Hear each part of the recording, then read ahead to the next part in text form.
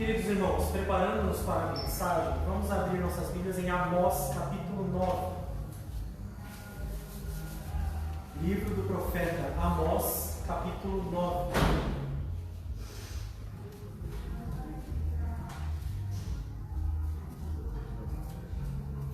E hoje nós encerramos o livro do profeta Amós. Se Deus quiser, se Jesus não voltar antes, enquanto estiver pregando, nós encerraremos o livro do profeta Amós. Amós, capítulo 9, a partir do versículo 11 até o versículo 15. Esse será o texto utilizado como base para a mensagem dessa noite. Amós 9, de 11 a 15. Diz assim a palavra do nosso Deus: Naquele dia levantarei o tabernáculo caído de Davi, repararei as suas brechas, e levantando-o das suas ruínas, restaurá-lo-ei como fora nos dias da antiguidade, para que possuam o restante de Edom e todas as nações que são chamadas pelo meu nome, diz o Senhor, que faz estas coisas. Eis que vem dias, diz o Senhor, em que o que lavra segue logo ao que ceifa, e o que pisa as uvas ao que lança a semente. Os montes destilarão mosto, e todos os outeiros se derreterão. Mudarei a sorte do meu povo de Israel. Reedificarão as cidades assoladas e nelas habitarão. Plantarão vinhas e beberão o seu vinho. Farão pomares e lhes comerão o fruto. Plantá-los-ei na sua terra, e dessa terra que lhes dei já não serão arrancados, diz o Senhor, teu Deus. Até aqui. Vamos orar, meus queridos irmãos? Senhor, a tua graça e a tua misericórdia são os meios pelos quais a tua palavra é compreendida por nós, aplicada no nosso coração e também vivida por nós. Nós te pedimos, ó Pai, que o teu Santo Espírito então nos conduza e nos dê graça, e através então da exposição da mensagem nós sejamos abençoados para a glória do teu nome. Essa é a nossa oração em nome de Cristo. Amém. Queridos irmãos, estamos encerrando então o livro do profeta Amós. Para que nós tenhamos um panorama rápido do que foi o livro do profeta Amós, Amós profetiza para o reino do norte antes da invasão da Assíria, em 722, 723 a.C. Então, quando Amós profetiza 25 anos antes dessa invasão da Assíria, o povo está completamente, vamos dizer assim, espiritualmente detonado. Ele está espiritualmente caído, porque está de alguma forma desobedecendo a Deus e recebendo as maldições do pacto. Então Amós vem trazendo no seu livro várias maneiras pelos quais as maldições do pacto vão alcançar aquele povo, até que culminasse então com a invasão da Assíria em 722 a.C. Mas quando Amós vai finalizando o seu livro, ele vai nos trazendo o que nós vimos na semana passada, uma gota de esperança. Porque em meio às maldições e em meio aos juízos de Deus, ele traz então uma mensagem que ele não destruiria de todo o seu povo, permaneceria um remanescente. E essa foi a mensagem que nós vimos na semana passada. A gota de esperança era o fato de a misericórdia de Deus fazer com que esse povo não fosse destruído por completo, porque é o que eles mereciam. Agora, no fim do livro, parece-nos então que Deus abre de maneira esplêndida, de maneira maravilhosa, as portas das bênçãos dele. Ele abre as janelas dos céus de tal forma que o povo consiga ter uma esperança real num juízo iminente que vai acontecer. Esse juízo, como nós vimos, ele é certeiro. Deus utilizou linguagem o tempo todo para dizer: isso vai acontecer. Estou jurando pelo meu nome, estou jurando pela minha santidade. Ou seja, o castigo viria. Porém, em meio ao castigo e em meio às grandes dificuldades que eles enfrentariam dessa disciplina de Deus, ele agora, no fim do seu livro, traz então um refrigério. Ele traz as portas e as janelas dos céus abertas para que o povo tivesse uma clara esperança do que poderia acontecer. Então o texto começa dizendo: naquele dia levantarei o tabernáculo caído de Davi, repararei as suas brechas, levantando das suas ruínas, restaurá-lo-ei como fora nos dias da antiguidade. Preste atenção, meu querido irmão. Aquele povo estava vivendo, lembre-se, dividido. Lembre que nós vimos que Amós trata no reino do norte, mas havia o reino do sul, que outrora era um só reino. Então, eles eram, por assim dizer, irmãos divididos, vamos dizer assim. Eles não estavam unidos como deveriam. Um nos reinos do norte, outros no reino do sul, e cada um levando a sua vida. E agora vem uma promessa de restauração, mas a promessa de restauração é de unificação, é de unidade. Por quê? Porque o tabernáculo caído de Davi é a divisão do reino. Esse é o tabernáculo caído de Davi. Porque Davi foi o rei glorioso do reino unido, vamos dizer assim. Ele foi o rei glorioso, aquele com quem Deus fez uma aliança para que governasse por Israel inteiro. Mas, por causa do pecado do povo, eles se dividiram. Eles ficaram entre reino do norte e reino do sul. E agora então Deus se volta para esse povo e diz assim: um dia eu restaurarei o tabernáculo caído de Davi. Um dia eu farei isso. Naquele dia. Que é, dentro do contexto, o mesmo dia do juízo. Então, para aqueles irmãos nossos e para aqueles homens e mulheres que estão recebendo essa mensagem lá, provavelmente eles imaginaram que quando passasse a disciplina da parte de Deus, eles então voltariam a ser uma só nação com o povo de Judá. Eles voltariam a ser uma só nação com o reino do sul. Mas nós vamos perceber, meus queridos irmãos, que essa profecia não fala a respeito disso. Porque eles não se tornaram uma só nação com o reino do sul, depois que a Assíria invadiu, e eles foram espalhados por todos os povos, e aí então foram destruídos, como a capital Samaria foi destruída. Eles nunca mais voltaram a ser um povo de Deus nesse sentido. Eles lutaram então e não se tornaram mais povo de Deus dessa forma. Mas o que essa promessa está fazendo é referência não só a um reino unido, mas a um rei que seria levantado para governar sobre todo o povo de Deus. É sobre isso que essa promessa está falando. Ela está falando a respeito de um tempo em que Deus levantaria um rei para governar sobre todo o povo de Deus. E esse povo debaixo do governo e autoridade desse único rei que é descendente de Davi, que é da linhagem de Davi.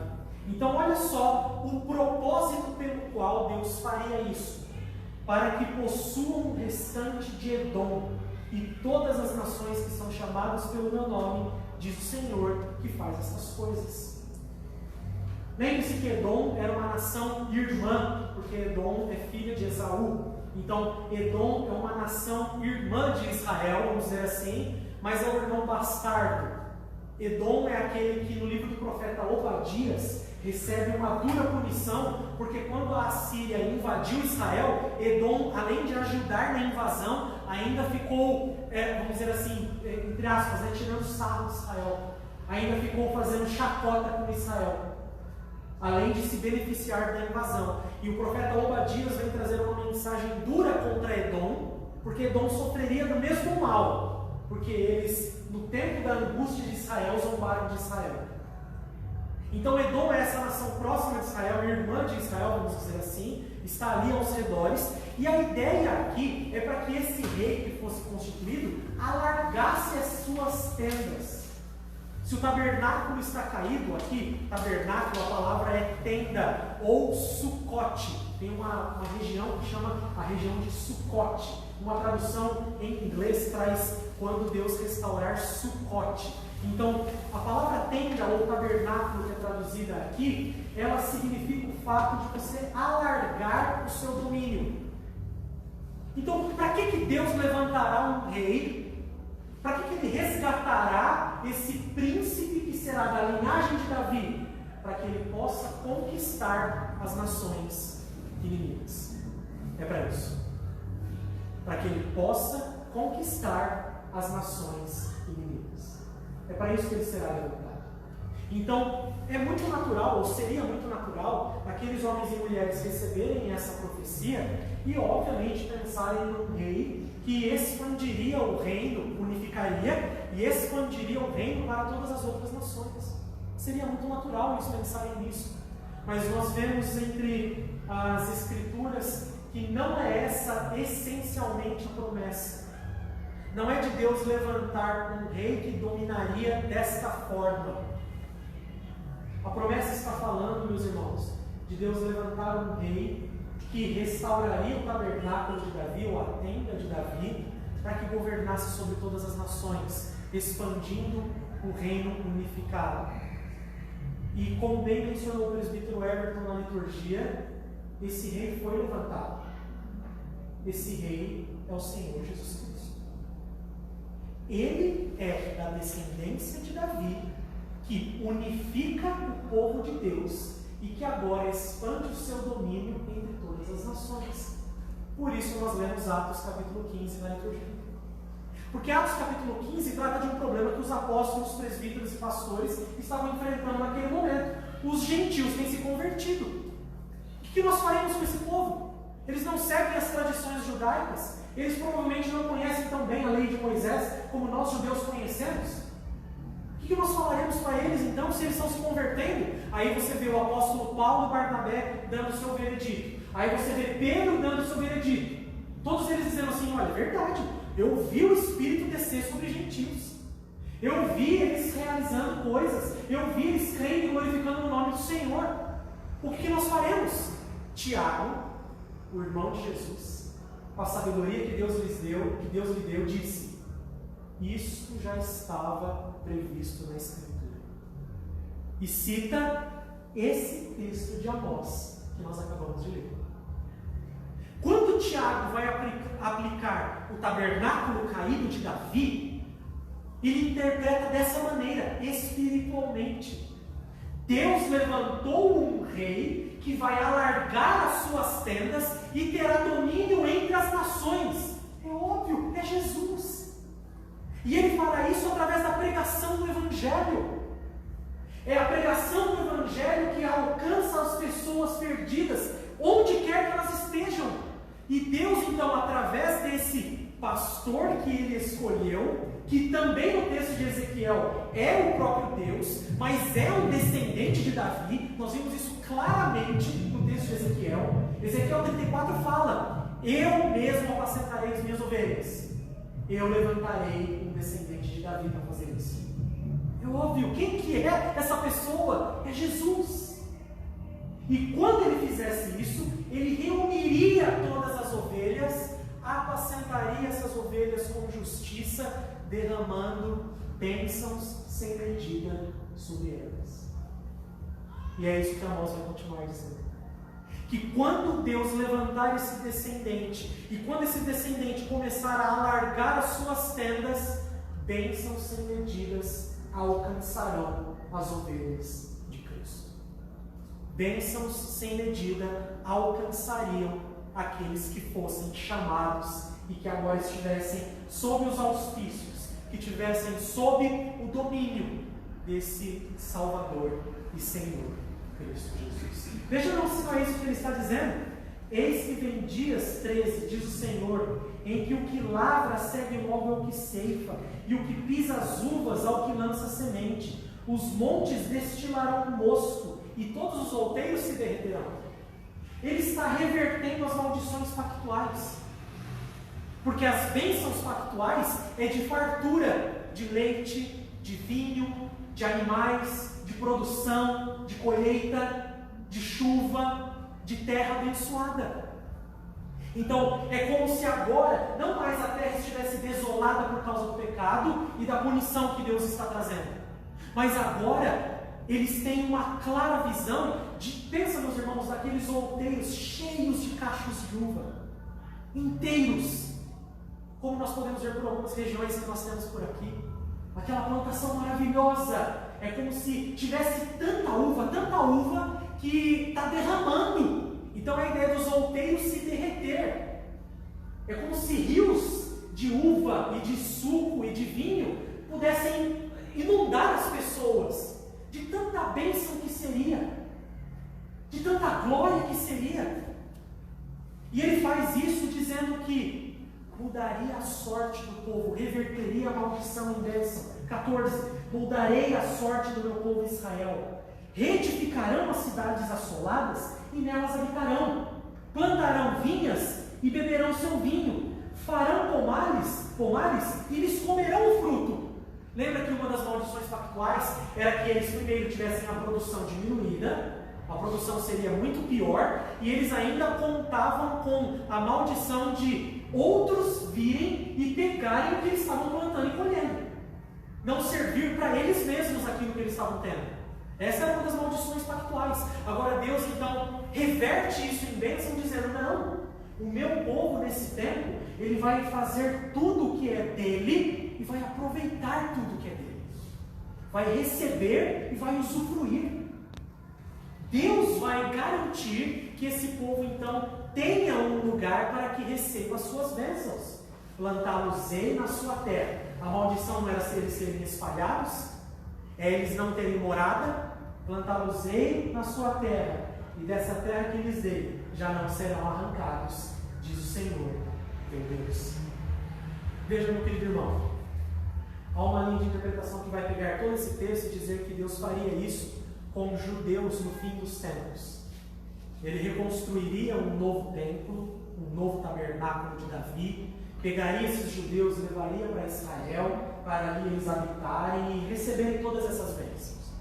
Mas de fato, não é assim que o Novo Testamento nos ensina a ler esse texto. Ele nos ensina a ler que Deus enviou o seu descendente e restaurou o tabernáculo de Davi no seu filho. É assim que os apóstolos interpretam. É assim que eles nos deixam o legado dessa interpretação. E que agora, eu e você, como povo da aliança, vivemos debaixo de bênçãos sem medida. Eu e você, como povos da aliança, vivemos debaixo de bênçãos sem medida. Meu querido irmão, Jesus Cristo reverteu a maldição do pecado em bênção para nós. Foi isso que ele fez. E eu quero que você atente desse texto dentro do seu contexto. Perceba, irmãos, o juízo de Deus é merecido. Quando Deus traz julgamento sobre o seu povo, Ele traz julgamento sobre pecado. Ele traz julgamento em algo que é merecido. Então o povo foi lá e ele não fez o que Deus ordenou, então ele justamente recebeu a punição dos seus erros.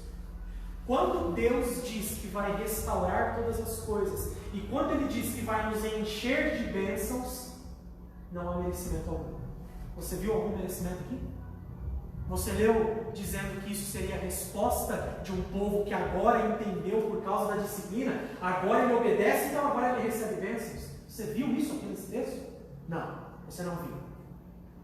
Porque a graça e a misericórdia de Deus são imerecidas. Mas o seu julgamento e a punição pelos pecados são justos, são merecidos. É assim que Deus trata. A sua graça e a sua misericórdia não são merecidas por nós.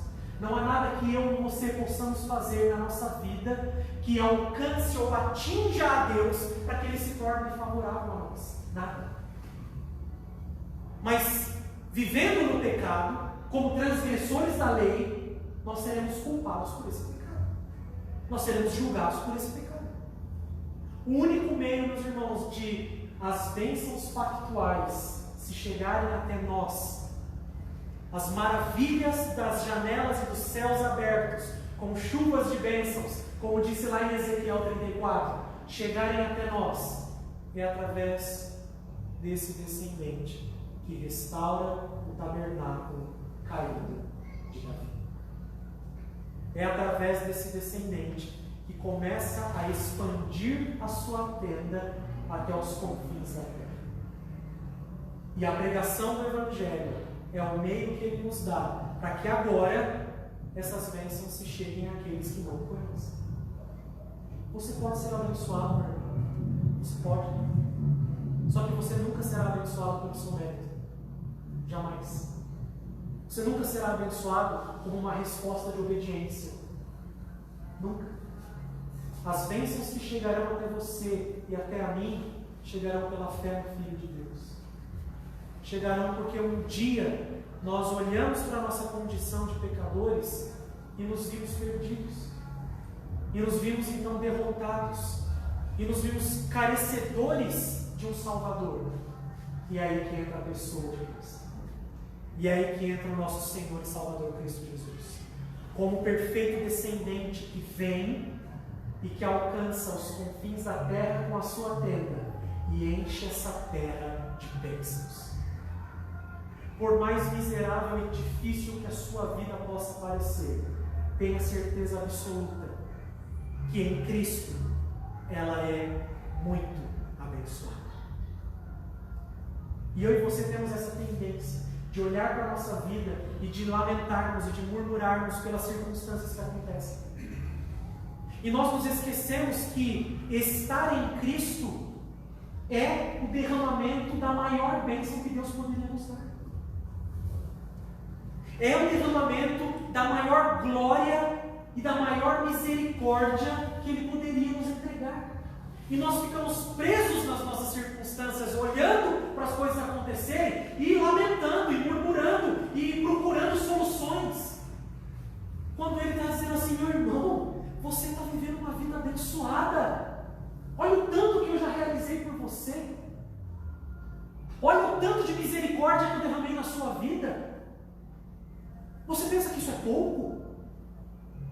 Veja, as bênçãos do pacto nos alcançaram. E hoje podemos viver uma vida cheia de bênçãos espirituais. Não é assim que interpreta Paulo em Efésios? Bendito Deus e Pai de nosso Senhor Jesus Cristo, que nos tem dado toda sorte de bênção espiritual nas regiões celestiais em Cristo. Efésios 1:3. Toda sorte de bênçãos espirituais. Olhe para os seus outeiros, que eles estão cheios de uvas. Olhe para os seus pomares, eles estão cheios de frutos. Não por causa de você, não porque você é um bom agricultor, porque você cultiva bem a sua vida, não. Porque Deus derramou a sua graça e a sua misericórdia sobre você e te concedeu, sem merecimento, bênçãos sem medida. Foi isso que Ele fez. E agora, óbvio, a palavra de advertência, como nós lemos em Romanos 11. Nós não podemos desprezar isso, irmãos. Não podemos. Não podemos desprezar as bênçãos sem medidas que recebemos da parte de Deus. Nós temos um Senhor e Salvador. Nós temos um Deus que nos garante o sustento diário, todos os dias. Nós temos um Deus que abençoa a nossa família, a nossa casa. Nós temos um Deus que abençoa o nosso trabalho, que abençoa os nossos relacionamentos, que abençoa a nossa igreja. Temos um Deus que abençoa todo o nosso caminho, por onde quer que nós estejamos. Não despreze isso. Não use isso para que você olhe agora e ache isso de coisa pouca importância. Desprezar as bênçãos que Deus tenha derramado na sua vida. A primeira e maior delas, a salvação em Jesus Cristo. Mas depois delas, todas as outras.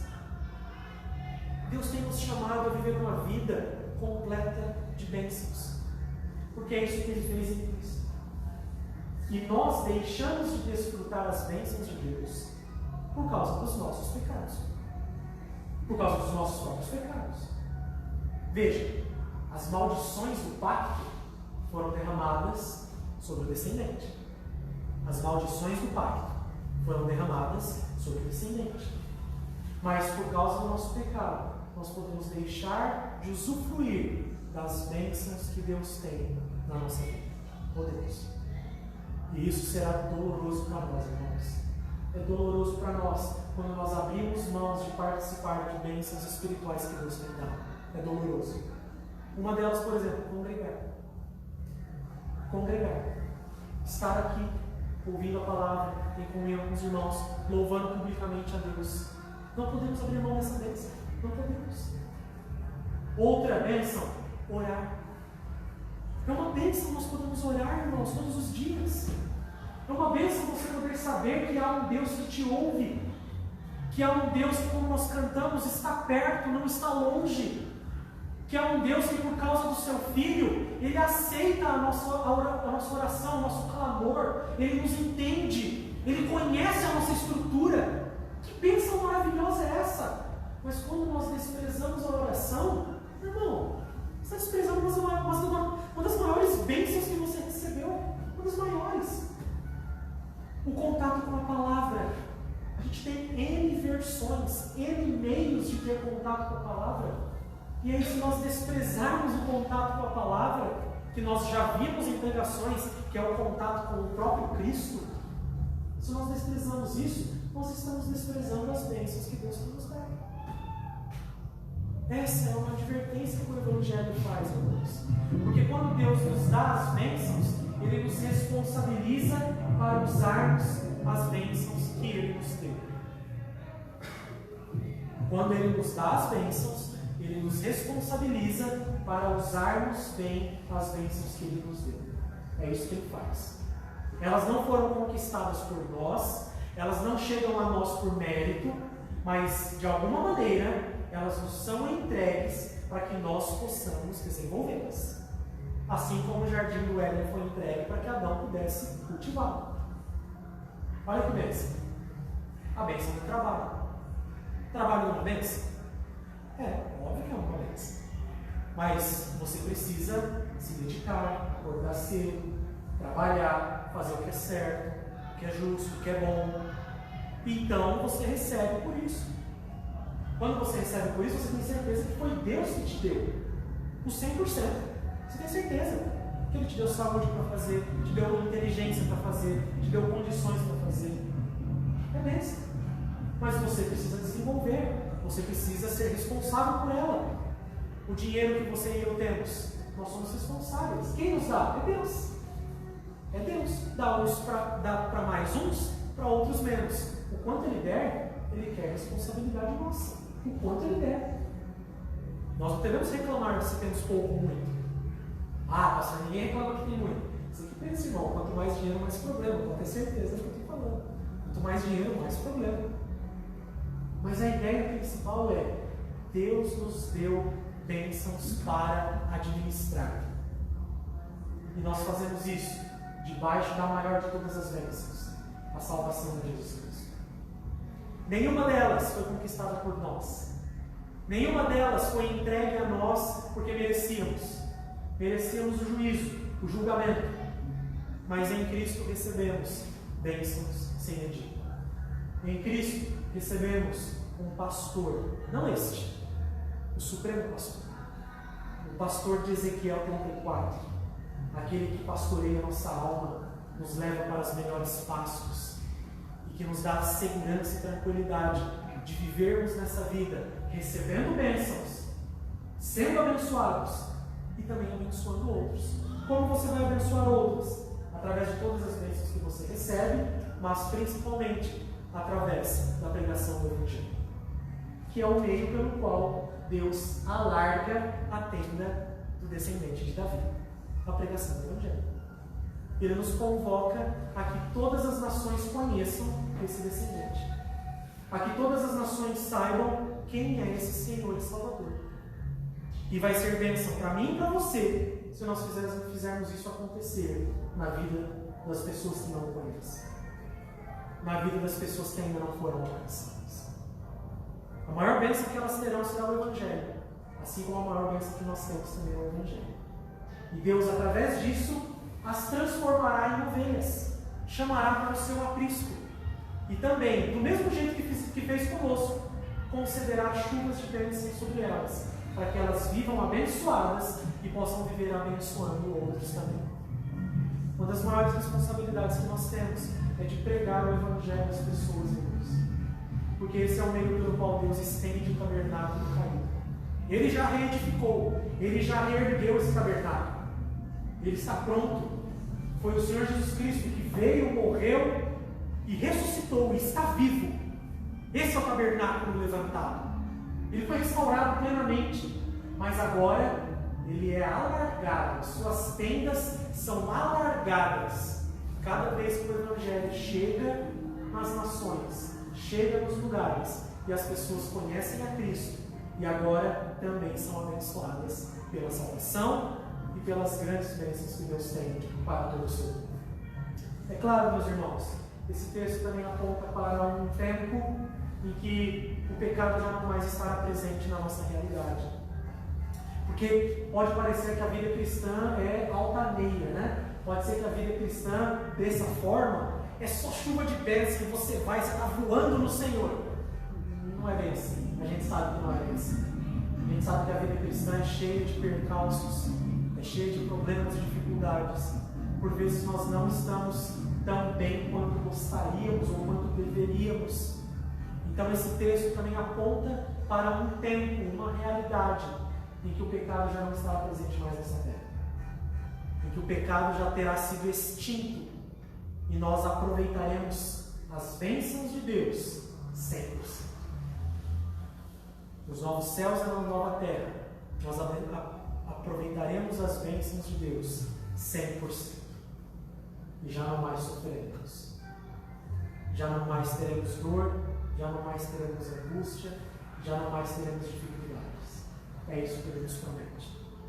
É isso que o Evangelho nos garante. E é isso que eu e você precisamos aprender a proclamar para aqueles que ainda não o conhecem, para aqueles que ainda não sabem que Deus é um Deus de bênçãos.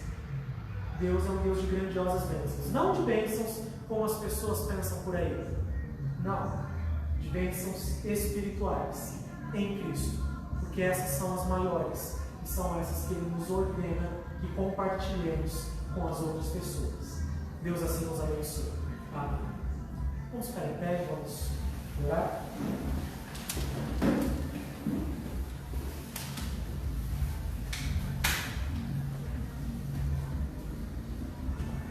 Logo depois da oração, impetrarei a bênção. Senhor, nós te louvamos e te agradecemos porque a tua palavra fala conosco.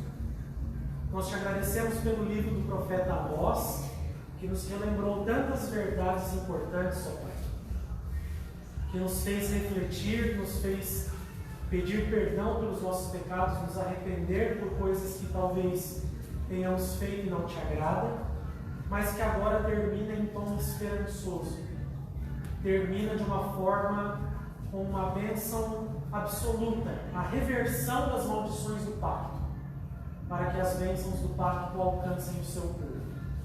Muito obrigado porque isso aconteceu em Cristo Jesus, na pessoa e na obra do teu Filho amado. Nós temos toda a reversão das maldições pactuais. E agora, vivendo nele, vivendo por ele e vivendo para ele, o Senhor nos concede bênçãos para que nós administremos para a tua glória. Principalmente, ó Pai, o Evangelho, para que seja pregado e crido por aqueles que ainda não te conhecem. Alarga as tuas tendas nesta cidade, ó Pai. Que o teu tabernáculo seja levantado e seja colocado em todos os lugares, um local para a adoração do teu nome, através da pregação do Evangelho. Que todas as nações te conheçam, te louvem, e que o Senhor conduza essas ovelhas para a glória do teu nome até o último dia. Ajuda-nos, ó Pai, a realizar essa tarefa, tendo consciência de todas as bênçãos que nos foram dadas. Essa é a nossa oração, em nome de Cristo. Amém. Recebam a bênção. O soberano Pai que nos elegeu, e seu amado Filho que nos resgatou, e o Santo Espírito que nos regenerou, estejam conosco para a glória do seu nome, a expansão do seu reino e a edificação da sua igreja, hoje e sempre.